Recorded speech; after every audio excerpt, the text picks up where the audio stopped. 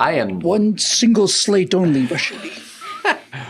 one slap only, Vasily. Vasily. Now you got it. It's got to be a schlap.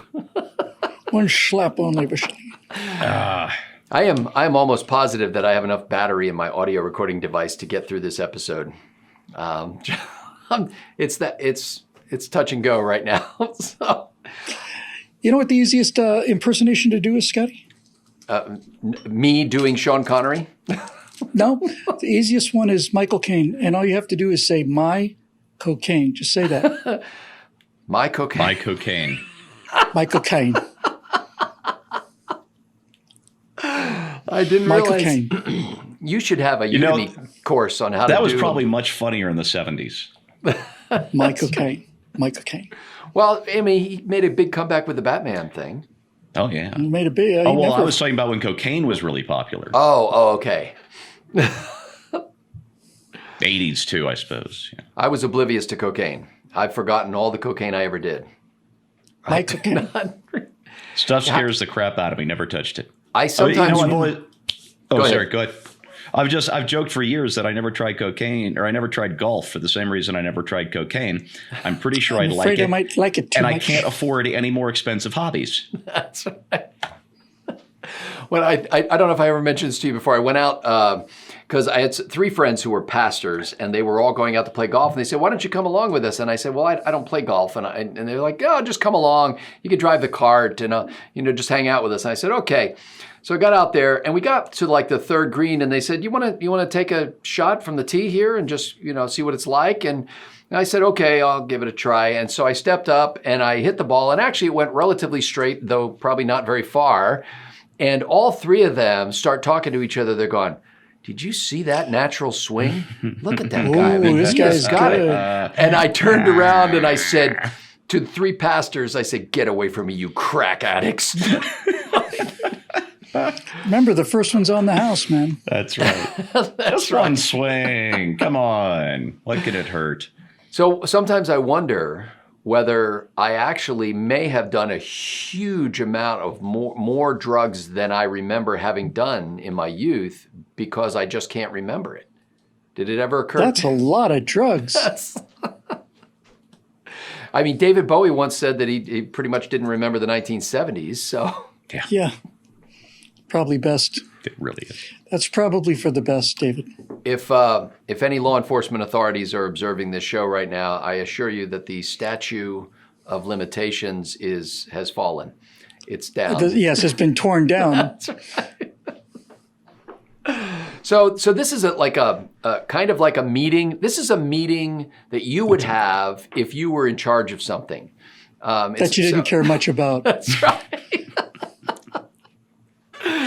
So we aspire to apathy, but we can't quite muster enough oomph to get there. Yeah.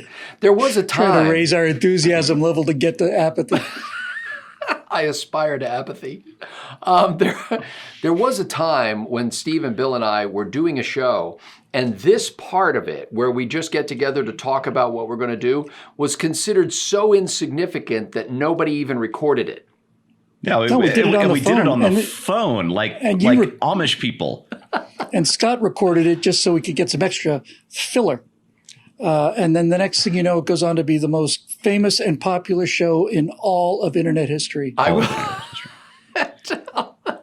Gangnam Style was based on that recorded phone call. Exactly. Right Angle Backstage is the most popular show in all of internet history, said Lincoln. I think that is actually true. So then the idea here is that we talk about the episodes that we're going to do this week and make sure that we're not overlapping and kind of kick around some ideas of where the discussion may go. And then we record the actual episodes and ignore everything that we previously talked about and just do whatever seems right at the moment. So this week, Bill Whittle, by virtue of the fact that he gets to host 2 episodes this week, also gets dibs on going first in hopes of stealing some treasured topic from Stephen Green. think that's the first time Bill Whittle and virtue have ever been spoken in the same sentence. It was There was a virtue signal that I gave up front about what you're going to say. I'm down. I'm down. Yeah. All right. So the first for the main show, I want to talk about the statue of Frederick Douglass coming down, and I want to use it for two. I want to do it for two reasons. First of all, I want to do it to show that this entire thing is not about politics, not about Black lives, not about slavery, not about anything. If there is one statue that is immune to this, it's Frederick Douglass. It's not like he's a white guy freed. If there is an immune figure in history, it's him. He basically was he was born a slave and basically I think he taught himself to read, but he was the reason that abolition took hold in the North. Yeah. He was everything. And so an American saint, if we had such things. Now, Bill, before we go too far down this path, can I ask a question? Because I saw this story and I stayed away from it for one reason. I didn't see if there was a perp that they had in custody. Do they know who tore the statue down? No, they don't. So is it possible that it's going to turn out to have been Mitch McConnell himself and other white supremacists? I suppose it's possible, but it seems unlikely. Okay. Having stood there for such a long time as it did for these many years, please bring that up. That's a possibility. Okay. But in any event, I'm going to say that if I had to bet on this one, that's that old Harry old saying, the race doesn't always go to the swiftest nor the fight to the strongest, but that's the way to bet. And that's how I feel about this. But I want to first of all point out that if it was, it's an excellent point. If that is in fact another of the statues that have been coming down, the Abraham Lincoln thing I want to talk about briefly, they said they're going to take that down, Steve. They're going to pull down the Emancipation statue. I want to touch on the idea that slaves, actual former slaves who were slaves just a few years ago, contributed some of, I guess what you just call it, they raised the money, the abundance of disposable cash that they had to finance this thing, and what an insult it is to the people who actually went through slavery for these spoiled children to take away. Yeah. I was going to say the actual statue that they're talking about, the one in Boston, is a replica of the original that was financed in part by freed slaves. But it's the same statue. It's just another version of that statue. Well, that's good enough for me. And please bring that up as well, you pedantic bastard. What is this? I'm that guy, what's the truth detector guy at the WAPO?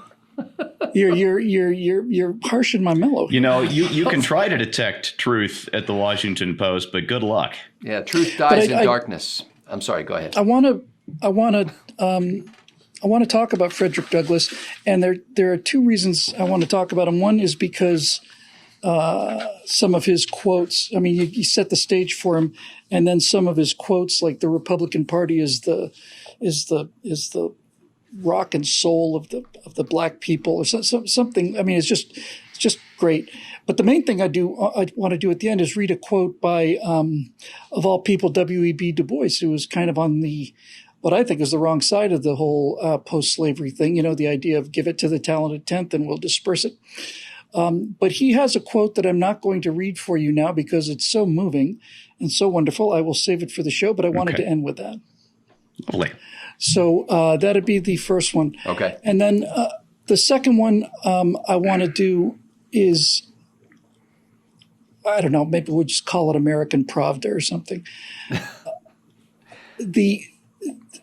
It's like we keep coming back to the press and so on, but this business about the car, the luxury car that plowed into the Black Lives Matter protest. The what? Did you hear about that, Scott? No. A luxury car. Not just any old car, not a Prius. A luxury car. A luxury car plowed into a group of Black Lives Matter protests and killed somebody. Okay. That's what the news is reporting. The person driving the luxury car was black. Was he intoxicated, Steve?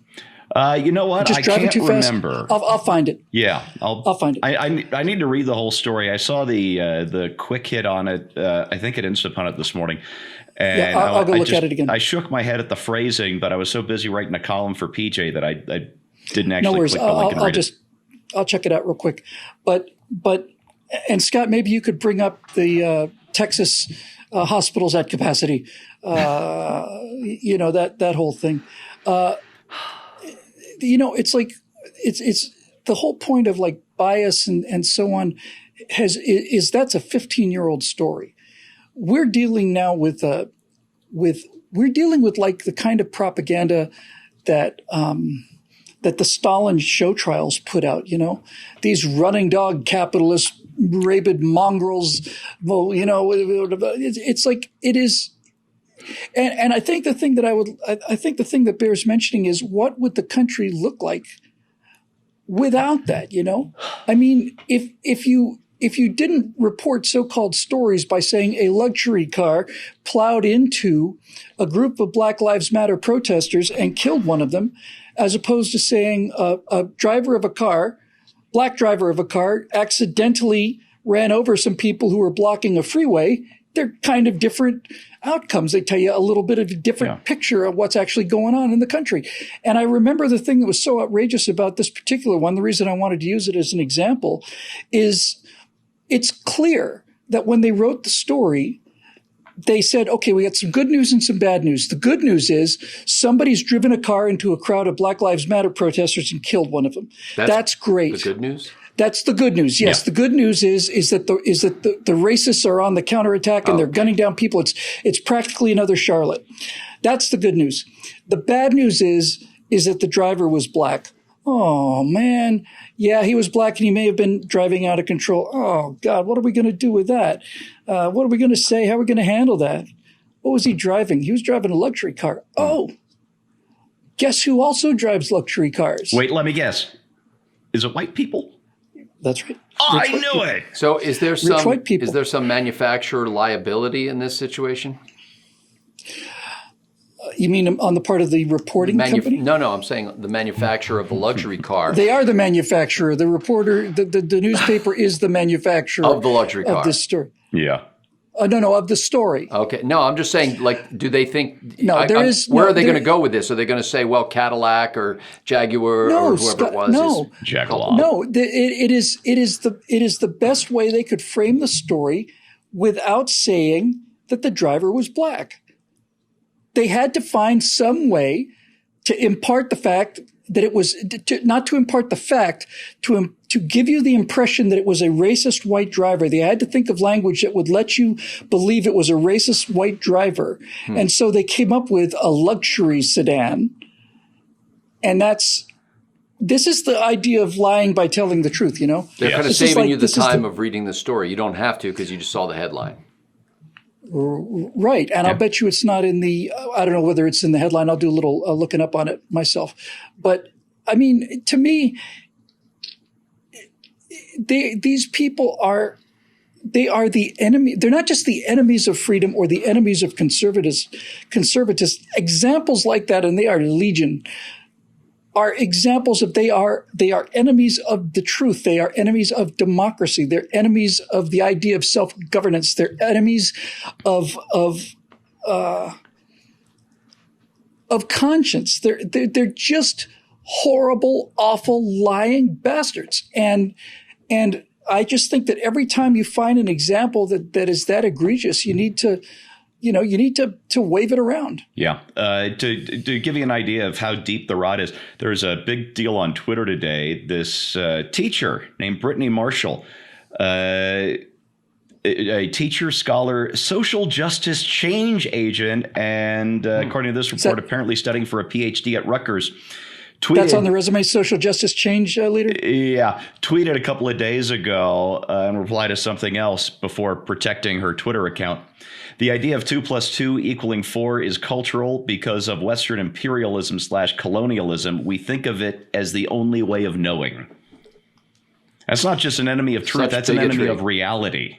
That's a person I do not want building bridges, operating on my children, working in a gas station, or any other activity that adults might be normally employed as. Can you imagine being accepted by a university like Rutgers? Well, a university like Rutgers used to be. It's the State University of New Jersey. For a postgraduate degree, when you are an actual... Could you bring this to the show, Steve? Could you remember that? Yeah. I was thinking about using it in a segment that I actually haven't decided whether or not to use. Oh, well, in that case, do it because it needs more attention. That's precisely. I have two ideas for segments, and I'm not sure which one I'm going to do yet.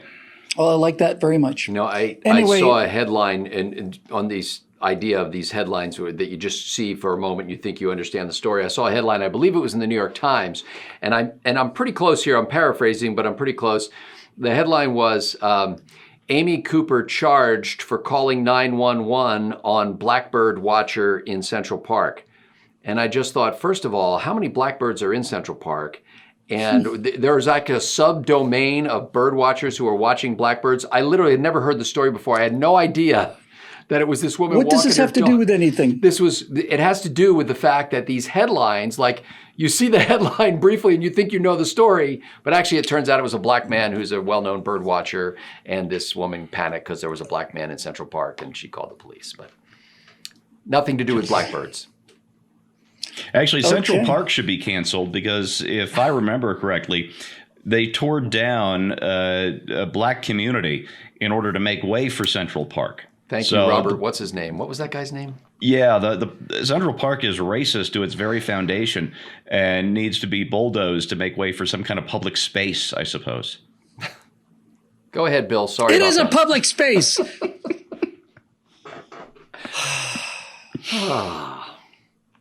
Anyway, thus presenteth my topic. Okay.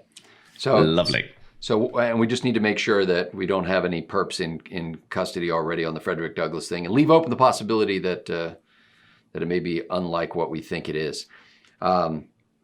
Okay, Stephen Green, what shall you wish to talk about? I either want to talk about the possibility that 2020 has reached peak stupid, using that teacher as one example. I've got a couple of more here. What were they? Oh, this is great. I love this take. I just want to make sure it's new. Yeah, this is just from yesterday in The Guardian, because The Guardian. Talking about big cities and skyscrapers. Here is the headline. Upward thrusting buildings ejaculating into the sky. Do cities have to be so sexist? No, are you joking? No, come now. Oh, stop. Stop. No. Toxic masculinity is built into the fabric of our urban spaces, writes Leslie Kern, author of a new book, Feminist City. And the results aren't just divisive, they can be lethal. I'm trying to, I don't want to imagine, but I'm trying to imagine what she thinks a more female favorable design of a city would be. One story. Everything's one story. Round one-story buildings, and your city will house 400 people. Is she not aware of the concept of like how shelves work in a closet? Is this beyond her ability to comprehend surface area? I suppose it is. It must be. You know what? I am going to do this topic because I can weave a couple of things that I was going to use in my other potential topic into it. The other idea was Trump's Independence Day speech, which I thought was pretty damn good. I heard, yeah. And the reaction to it, which was pretty damn insane. But my favorite take is from the New York Times, which, has been cheerleading all the tearing down of statues and all the rest. Trump uses Mount Rushmore speech to deliver divisive cultural war message. Well, he's as he is wont to do. Yes. Now I actually read it. I didn't see it, but the transcript I read of it purported to be not a pre-release version of it, but an actual transcript. So they inserted like crowd reactions and stuff like that. So it appeared to capture what he actually said and what happened at the time.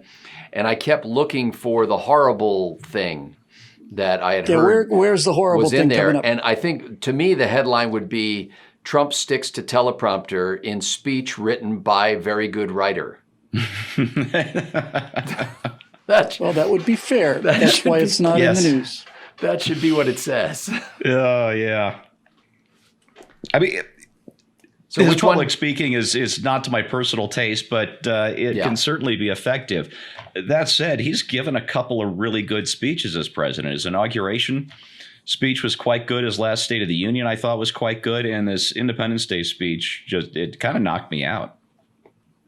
Yeah, I thought it was very well done. So is that the topic you want to do, the Trump speech thing, or do you want to do something else? I think I can weave it in because of the New York Times angle. We're going to talk about 2020 and peak stupid. Okay, 2020 peak stupid. And I'm going to need one more headline. It'll be sort of a lightning round, but I'll give you each one question framed around a couple of stories. But it's not lightning round week, Steve. We're not prepared.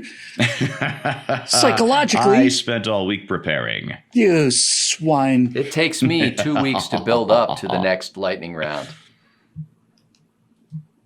It takes 2 weeks for me to get over. And by the way, last and last Bill knows one, about yeah. this, but Steve doesn't, and nor does anybody else. But I think I have a legitimate PTSD claim. I don't think Steve should be able to use that term anymore because of my Lightning round? because of the boat trip, Bill, that I told you about. Yes. So we're out on this lake. We got caught in a thunderstorm. Long story short, at least according to my son, who witnessed it with his own eyes, a bolt of lightning hit the water about 100 feet behind us.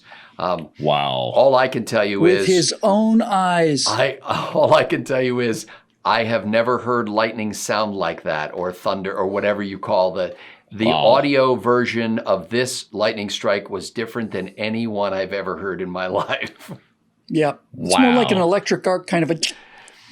I don't even know how to describe it, but I just remember thinking, what the heck is that? Like, I knew we were in a lightning storm, and I knew we were, driving rain, trying to get the boat out to the marina, but I had no idea what that sound was when I first heard it. It's not as loud, is it? It's not as loud when you're close to it. I didn't think. No. I had one pop about 9 feet away from me on the other side of a glass door in Florida once, and that got my undivided attention. One of my sons described it as like a cracking whip, but I really don't know how to describe it. It's like, and plus it only happens for a moment, and so it's hard to hold memories of sounds in your head. Mm-hmm. One of the prettiest things I've ever seen in my life, there was back in St. Louis, when I was a kid, there was an ice storm. So everything is just covered with this fine layer of ice. But then we actually got a lightning storm come in with this warm front. And so it's winter. There's this tree with absolutely no leaves on it, but it's completely covered in ice, thin layer of ice. Lightning hits it. And you know the cheesy 80s special effect with the blue lightning bolts like Emperor Palpatine or Highlander, any of that stuff? The whole tree lit up like that. Just for a split second, and it was just awesome. Gorgeous. Awesome. This is what I'm looking for. Okay, so we got. And then there was one. And then there was one. This is what I would like to do. Why does this never work the way it's supposed to? Anyway, because you guys have already gotten these saucy, interesting topics, I've decided to talk about small business administration loans. Well, this is a public service announcement from your dozens of United views, States guaranteed. Treasury. But I read a story in the Washington Post, and there was so many wrong in it that I just so many wrong. Yes. I'm reading There's through a lot of that going around. So it was basically about this. I forget what this even stands for, but maybe Steve knows. What's the PPP loan program? Payroll Protection Program, something like that. So these are these loans that Congress passed and the president signed that said that help mom and pop through local banks. The Small Business Administration will back these loans to help businesses, largely small businesses. Largely small or enormous law firms.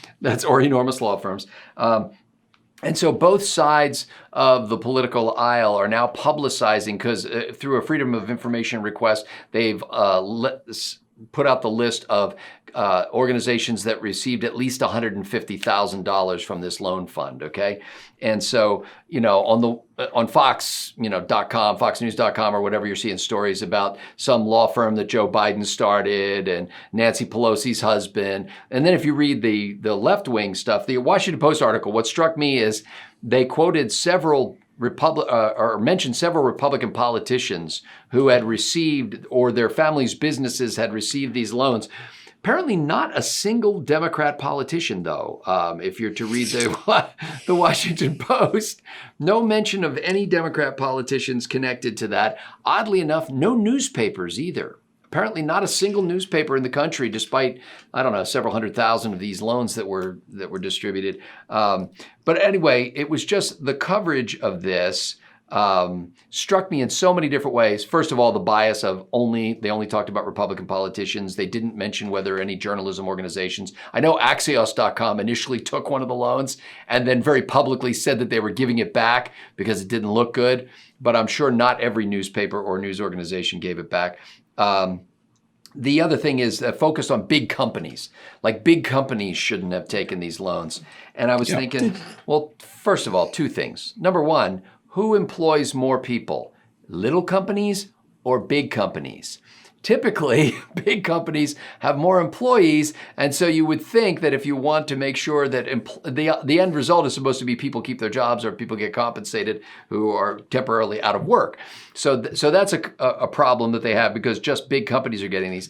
The other thing is, if you qualify, if you're allowed to have one of these loans, what big company with any kind of sense of fiscal responsibility would say to the board of directors, now look, we can get this government loan at effectively 0% interest, but no, we're going to go to the market and we're going to pay interest for a loan. Like, the government puts this out there and then says, oh, how dare you reach for the cookie that we put on the plate right in front of your seat.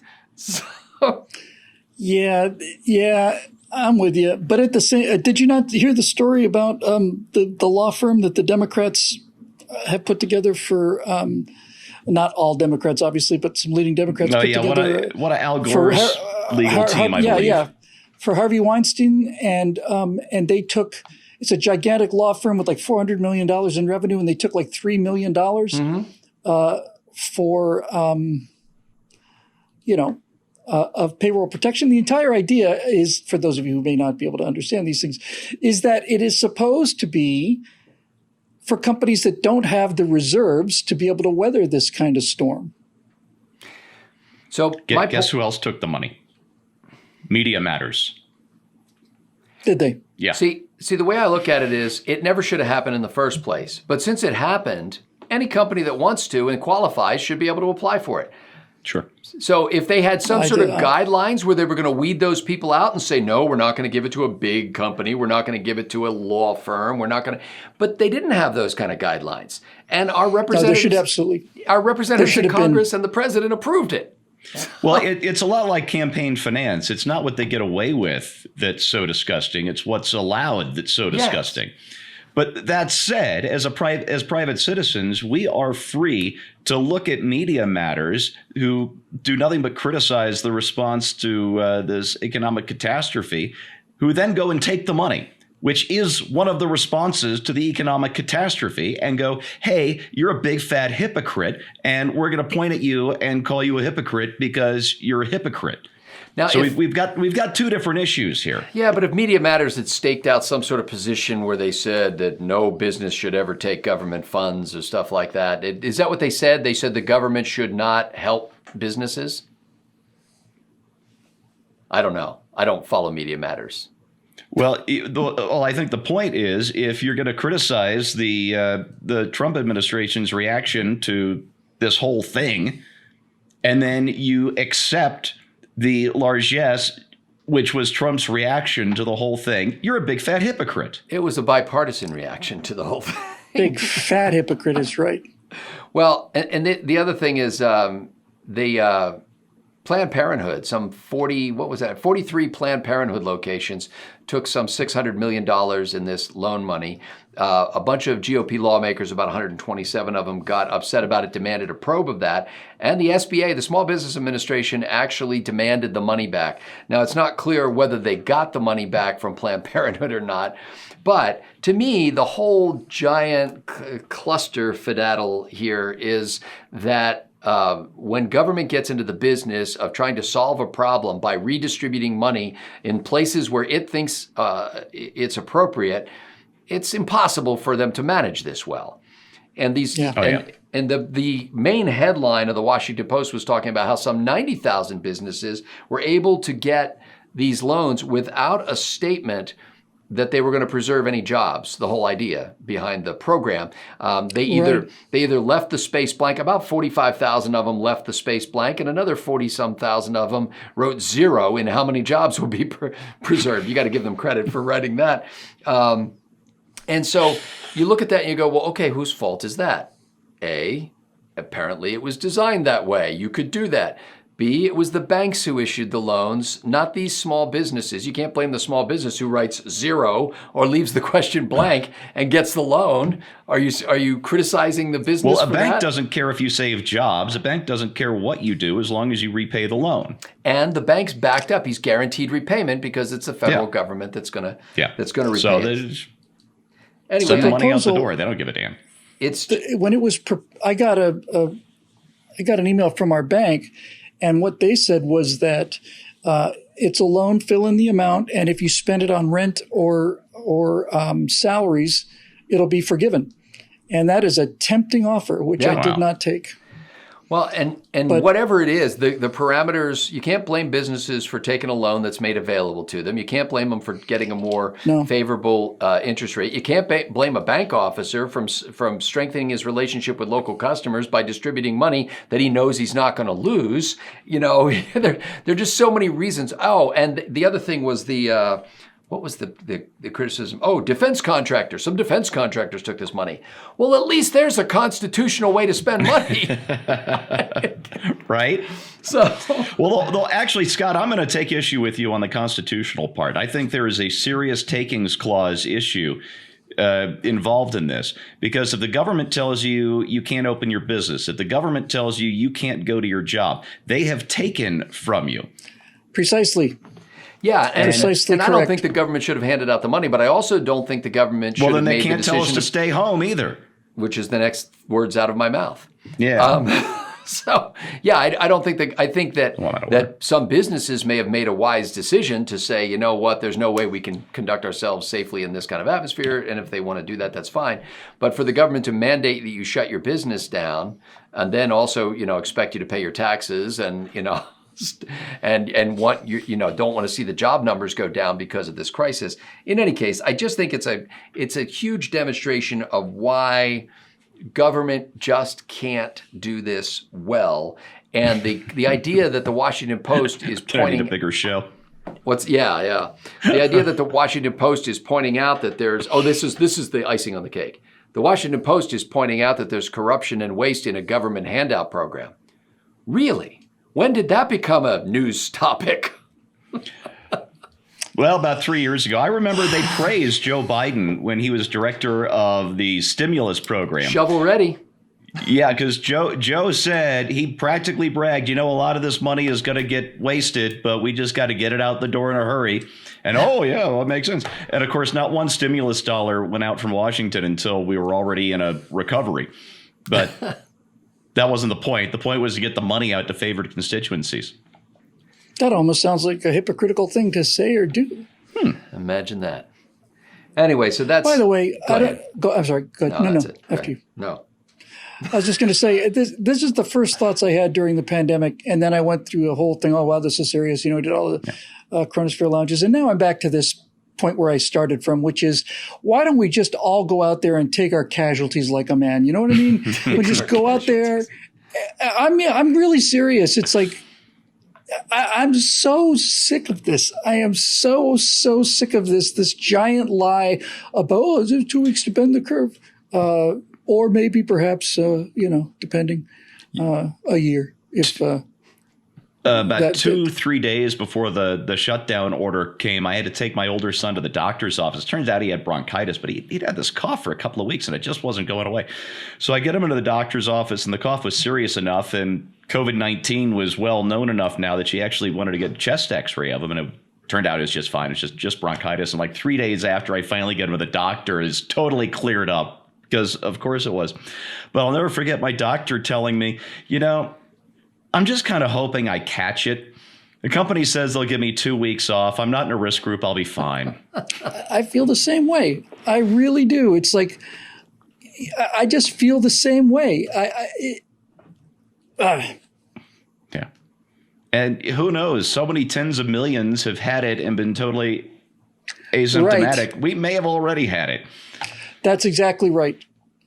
Well, I for one don't want to be sick because I'm a whiny little baby. No, your wife doesn't want you to be sick. Well, see, that's the thing. This really isn't about me. It's about her. I love my wife so much that I don't want to get sick because I know how horrible it is to care for a whiny little baby. I'm not awful when I'm sick, provided I'm left alone. I really just... I can cope with my misery by myself, but anybody trying to be too helpful or chipper, and I might snap. Yeah, chipper is not what I want to hear when I'm feeling ill. Go be chipper someplace else, you bastard. And the last time I got sick was like two years ago. Melissa will bring me like that stupid comfort food where you make the really bad chicken noodle soup in the coffee mug. Oh, that stuff is awful, but it also takes me back to when I was a kid and sick, whatever. She'll like sneak one of those onto my nightstand and then creep back out of the room. I thought you loved me. No, this is love. I think that is exactly what that is. She takes care of me, but not in a way that's going to piss me off. If I were a better husband, I think I would just, as soon as I got sick, I think I would put Stephanie up in an Airbnb. Just let her go somewhere else, or put myself up in an Airbnb where the people there just, all they care about is that they got the money from my credit card. They're not going to take care of me. So that's it. Fair enough. That's it. These are the topics.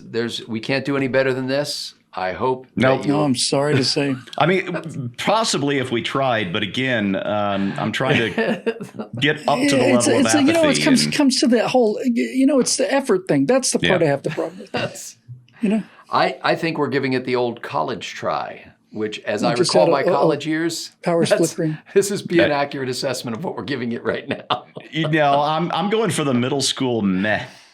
Well, and I was in the 2/3 of the class that made the top third possible.